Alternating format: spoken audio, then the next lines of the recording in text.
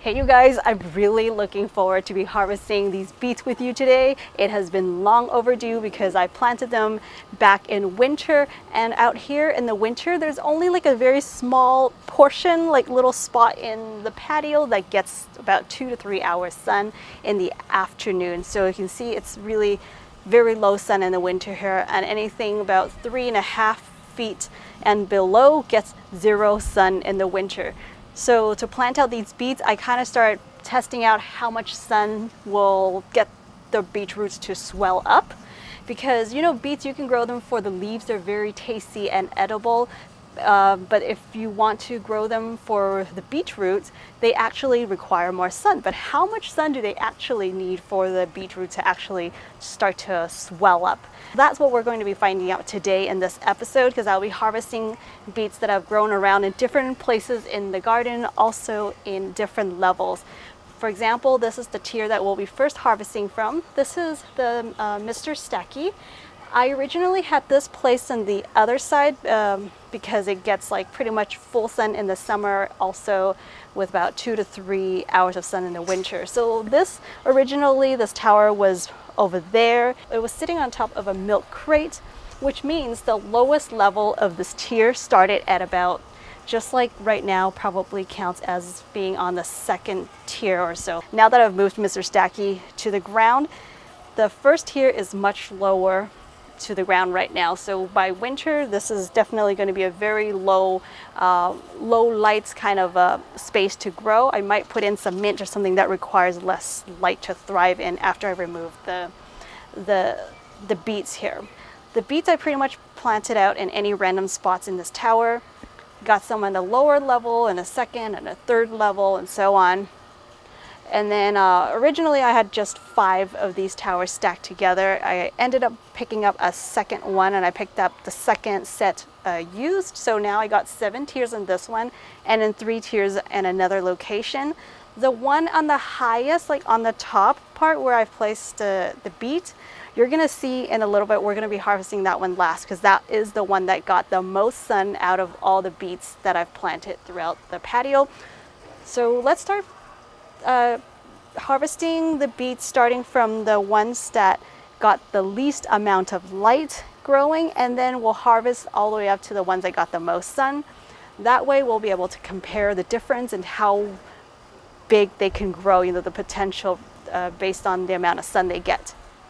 Now, if you're growing them just for leaves, you can grow them similar like Swiss chards. They can take a little more shade, but usually root vegetables would require more sun to thrive and for the tubers to actually develop, just like your sweet potatoes in the summer when we grow those in the warmer season, or like the radishes or the carrots, you know, they need that sun to actually get the taproot to swell up.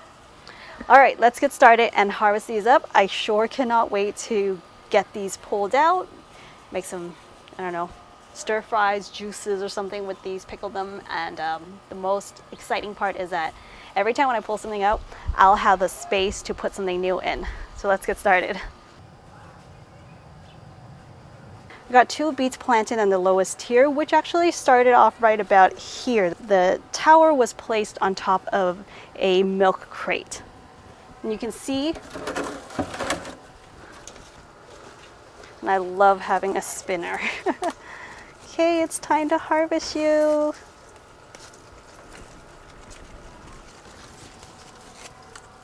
This is how small, cute little swelling of the root here, the tap root.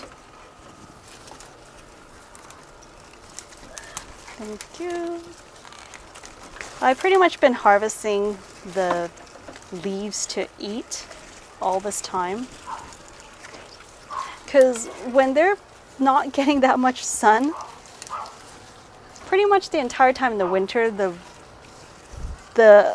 plant was pretty much stunned. Like, it didn't really do anything. It kind of just stayed alive. It didn't really grow. It produced the leaves super slow at producing the leaves. The roots definitely didn't get big at all over winter.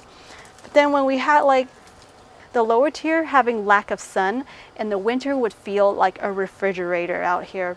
Unless we got like a couple days of warmer days in the winter, that's when you can see a little bit of changes going on in the plants. So here we are, we got a tiny little beetroot here. That's from the lowest level. Thank you. Let's see if there's any more here. I think that's all the beets on this first tier. All right, let's start pulling this one out. Oh God, they're so beautiful in this. Okay, you ready, beets? Thank you. So you can see it doesn't require that much depth to grow the beets. You definitely can even grow like maybe 1 to 2 beets per just your plastic gallon containers, I think. Yeah, beets are so good.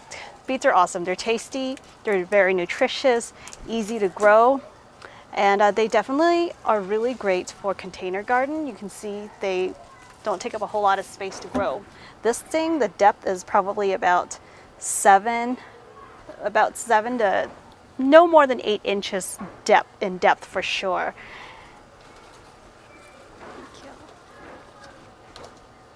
And I definitely did not rotate this every single day, so they're not getting sun evenly all throughout, you know. So this one obviously is so much bigger because this one was facing more towards the sun most of the time, and whenever I was away, I didn't get a chance to spin this, so they're not all getting even light. Let's go. Thank you. Oh my goodness, this one is pretty big. Just by stepping up to the second tier. Now I don't know if different varieties of beets require, a different amount of sun to get the roots to actually swell. If you guys know any differences, between different types of beets, leave your comment. Let me know.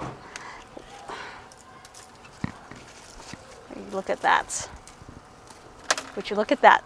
Already, this is a much bigger beet.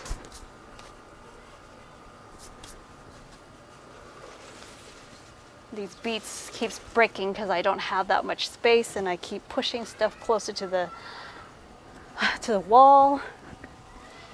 Here's this one here. Wow, as you can see, this one is so big. They're so pretty, I almost don't even want to harvest them. Thank you. Look how big this one is. They are definitely getting bigger as we move up, up the tiers. We get more sun. This is a nice white one. This thing is getting so much easier to spin now that the beet leaves are not in the way. I can't wait to show you guys. Actually, it's just right over here. This is a tower made with PVC pipe. This is a 6-inch diameter pipe that you basically can just drill holes all around. I've been playing around to see what will grow well in this tower. This beet is already flowering here. The hole here on the top got the beet all swelled up. And then this one here, I actually got 2 beets in here because I had a hard time separating them and I didn't want to sacrifice any of them. But heck, it's always fun to experiment, see how it goes. So I had 2 of them here and they ended up having both of them developing. This one's already flowering. These 2 are stuck in here. Let's just try to take it out. Thank you. Oh my goodness. So it's split a little bit. Thank you. Oh my goodness. You see how this one is flowering? And we got a really pretty beet here. And let's get this one out too. Thank you. I probably can just keep this in there and let it keep growing bigger since I've removed one, but this one's so cute. It's probably more tender. Usually with root vegetables, if you leave them in the ground for too long, after it develops to, you know, its full size, it's going to start getting really tough, the fibers. So, you know, the bigger is not always better unless you can grow them big fast. But if you leave them for like a whole year just to get it really big, most of the time it's just going to end up being very fibrous. It's going to be really hard for you to eat them. And in that case, if that does happen, if I can't cut it at all, it's just going to go in the compost. If I can still kind of, you know, cut it, I can just slice it and throw in the juicer. So this one, I think this little baby beet is probably still really good to eat. Thank you. And then here is this one that's bulging out. Here we go. This is so much fun. I think I will grow beets on this thing again in the winter. Ooh, thank you. Isn't this adorable? All right, there's one more we need to harvest. Let's go. Oh my God, sorry you guys.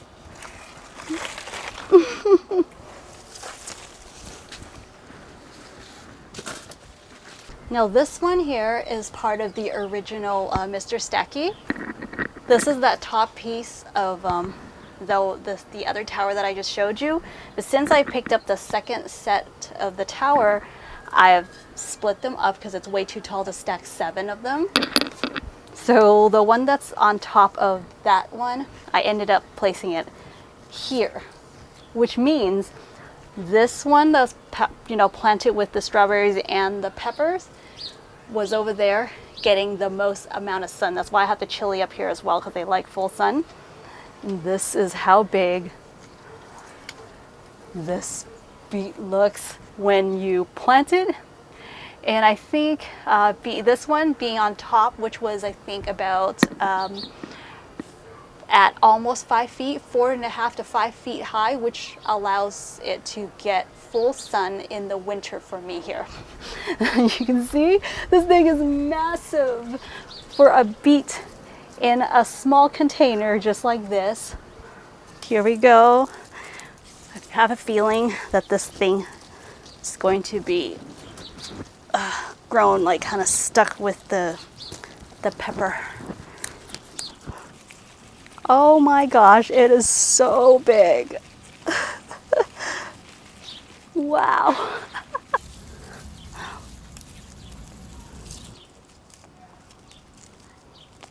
Thank you. Ooh, and it's not all that hard to pick it either. I thought there would be a bunch of roots from the chili that would go along with it. But oh my gosh, look at that, you guys. This is insane.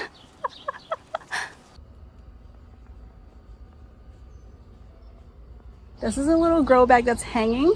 I'm actually standing on a stool so you can see how tall this thing is. And just with this little space, I can actually grow beets in here. Look at this. Like, there's little beets in here. You know what? I've gotten so many of those harvested. I think I'm just gonna go ahead and process those, but you guys get the point. I just wanna show you I'm not going to harvest these ones. But you actually don't need that much depth to grow the beets, because as you can see, once they swell, they kind of just push itself up above the soil, and then it has like a couple or maybe even 3 inches of just the tip of the taproot that grows into the soil. So you don't need that much depth to grow them. Isn't that funny? Like, here's this other one. This one is tucked more in here, so it's actually a much smaller beetroot. It's not getting as much sun, especially with the green onions growing from the lower tier, kind of going up, shading off the beet. And then this one is so bare up here, nothing is shading it. You can see that the beetroot, it's actually very plump. Right down here, I decided not to harvest these just because it's kind of nice to have some beets to eat whenever I want. So this bed here is grown just about like 1 foot off the ground, and that means it leaves zero sun in this spot in the entire winter time. So these beets and chars did not grow at all through entire winter. It was just like 2 to 3 or maybe 3 to 4 inches tall with leaves that are so puny. It's just kind of like hanging, literally just hanging out there because of lack of sun. And then up till about 6 weeks ago, I want to say, the weather started warming up, brighter skies, you know, as the sun shifts. That's when I started seeing the roots, the beet roots actually started to bulge. So you can see down in here, these are the Swiss chars, I believe. Are these? Yeah. Oh no, these are beets as well. These are the red beets. And then I got some yellow, orangey sort of beets here. And then, oh my gosh, oh my god, I'm breaking stuff. Can you see this beautiful cluster of tomato here? I'm so tempted. I'm just gonna eat one.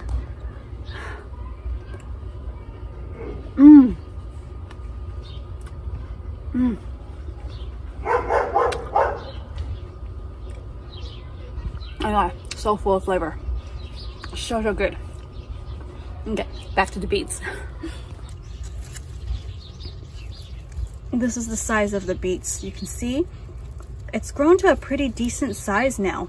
That's kind of the fun thing about growing in a small, narrow garden, is that I get quite a lot of microclimate here, which would mean that I think I would be able to grow out beets in the summer as well, because in Southern California, we usually grow beets and carrots or even like cabbage, sort of vegetables like that in the cooler time, like in the fall and winter. However, you know, me being in this microclimate, certain spots I think I might be able to tuck in the beets in the summer, even though they tend to bolt more in the warm weather. But for me here, I think I might be able to get away growing the beets in the warmer season, when I put them in like plant them lower to the ground where they get a little less sun, but they'll still get enough brightness to kind of form the roots. The roots to bulge up. If I get a chance on, you know, getting some beets growing in here, I'll be sure to give you guys an update on how they grow later in the season. Let's check out if this one's fibrous.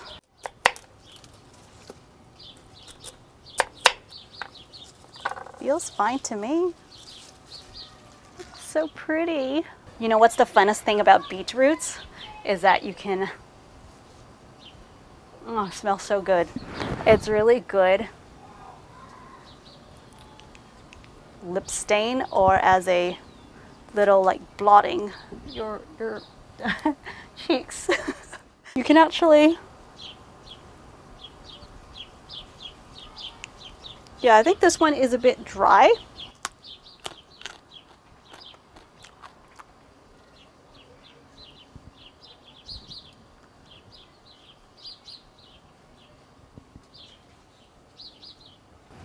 I think beets make one of the most rosy, beautiful, natural looking lip and cheek stains. Well, thank you guys for joining me out here. I can't wait to get these processed in the kitchen. As you guys can see, it really doesn't require a lot of space to grow beets. They grow so well in containers. Imagine putting them just one in each gallon-sized pots. Just remember to feed them, you know, regularly, which I do, like a worm casting diluted in water, or like a kelp, or once in a while like fish emulsion, sort of a fertilizer for them. And then having a lot, I mean, the sun really makes all the difference for them. Otherwise you'll just get smaller beets, but they'll still be also tasty, and you can harvest the leaves if you don't have very big beet roots. Anyway, you guys, I hope you enjoyed this episode. Please subscribe and hit the bell notification button for updates if you have not. If you're looking for plants and seeds, I'd love for you to go check out my shop. I will put a link of that in the description box below. I'll see you right back here in the next video. Bye.